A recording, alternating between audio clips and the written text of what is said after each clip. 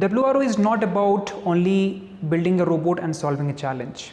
While working on WRO challenge, you have to keep a few important things in mind so that you can get maximum benefit out of it. So the topic for this video is WRO Ethics code. So let's start now. Do you know that the team has to submit the signed copy of the WRO Ethics code to the organizer on the competition day? So it is very important to keep these points in mind when you are starting to work on the WRO challenge.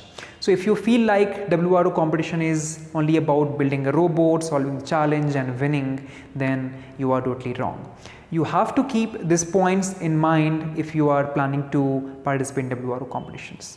So the WRO Ethics code says that you should not worry about if you are losing the competition, because it's not about only winning, it's about how much you are learning in the competition.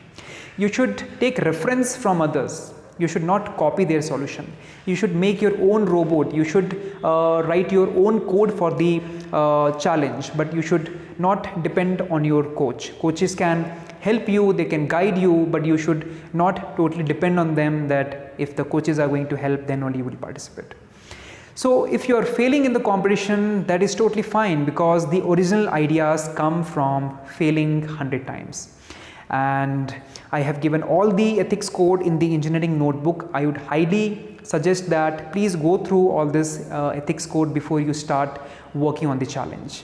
And at last, I would like to say that winning is nice, but losing is the part of the journey. Thank you.